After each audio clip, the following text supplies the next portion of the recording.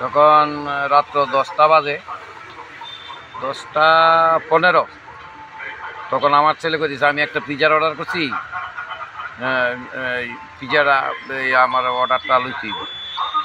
তো আমি তুলে না অত রাত্রে যাও দিতে, আমি তুলে চল আমিও যাবো। আচ্ছা, এর সঙ্গে আমিও নিচে নামলাম। নাইমা শুনি ক্যাশ কেছে শোনা যাইতেছে আমার বাড়ি পাশে। এই এটা হলো জগৎপুর, যে এজু অফিসটা আছে না, জগৎপুরের দিক দিয়া যে অবনগর থেকে এজু অফিসে যাচ্ছে যে কর্নারটা আছে, এই কর্নারটার মধ্যে এটা আমার বাড়ি। একটা বাড়ি পরেই আমার বাড়ি।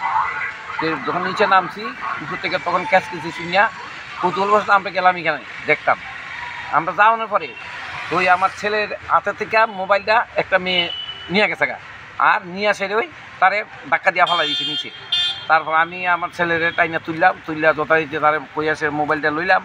লই আমরা যখন আয়া পড়তাছি বাড়ির দিকে, এখানে কোনো কিছু হয়, তখন আমি কিছু হয়েছে যাওয়া হয়েছে।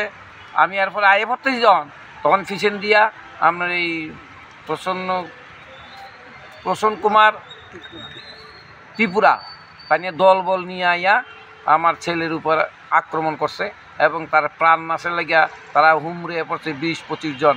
তার বাসাতে গিয়ে আমিও অনেক কিলঘুষি খাইছি।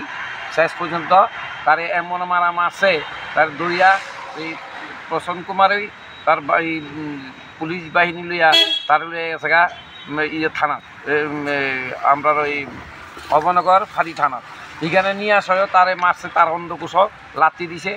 তার অবস্থা খুবই খারাপ। যখন বেশি খারাপ হইতেছে তখন তারে হাসপাতালে নিয়ে গেছে। হাসপাতাল নেওয়ার পরে ডাক্তার প্রেসক্রাইব করতেছে, তখন তারে সিটি স্ক্যান করার লেগে নিতে আসে। তখন তার বাহিনী সহ এই প্রসন্ন কুমার আবার তার উপরে হামলা করছে।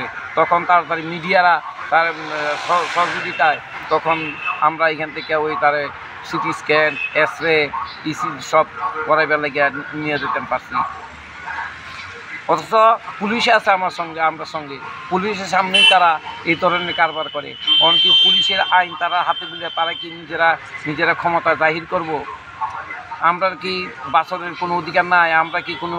আমরা কি এই দেশের নাগরিক না? তারা পুলিশে চাকরি করতে, তার কাছে সমস্ত অধিকার।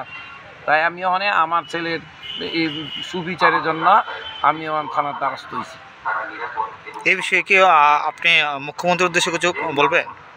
মুখ্যমন্ত্রীর উদ্দেশ্যে কি, মুখ্যমন্ত্রী 26শে জানুয়ারি কতজনের পদক দিল, পুলিশ পদক, কিন্তু এই পুলিশ পদকের এই নিয়ে হাল হতিকর। পুলিশ পদক তো পুলিশের যে পদকটা সম্মান এই পুলিশ তো রাখতে পারতেছে না। কি পুলিশ পদক দিল আমি এইটা আমার মাথাটা এখন ঢুকে না। আমার ছেলে একজন ডাক্তার, আমার ছেলের বউ ডাক্তার, আমি রিটার্ন টিচার, আমার মিসেসও টিচার। আমরা এইসব জুট জামলাত আমরা কোনো সময় যাই না। অথচ যারা ঝগড়া করছে, পরে শুনলাম যারা নাকি এখানের মধ্যে তার মেয়ে মদমত্ত অবস্থা, ছেলে মদমত্ত অবস্থা, যারা লোকে ফাইটিং করছে, তারা সবাই এখান থেকে গেছে গা। পরে আমার ছেলেরে পায়ে আসিয়া তারা এই ধরনের অত্যাচার করলো। কেন করলো এবং তার কি অপরাধ? সে কি আদৌ কি এই কাজে তার মেয়ের সঙ্গে কোনো ঝগড়াঝাটি করছে না? ছেলে লোক আমরা তারা চিনিই না, আমার সামনেই তো সব। উনি একজন পুলিশ অফিসার, পুলিশ অফিসার হয়ে আইনটা এভাবে হাতে নিচ্ছে, আপনি কি বলবেন? আবার পুলিশ অফিসার, উনি তো এখানের পুলিশ অফিসার না, তাই না আমতলির পুলিশ অফিসার। তো এখানে এই থানার মধ্যে থাকিয়া সেরা এই আমরা আউটপোস্টে থাকিয়া তাই নিয়ে আইন অর্ডার করতেছে, এই দ্বারা দেন এই দ্বারা দেন।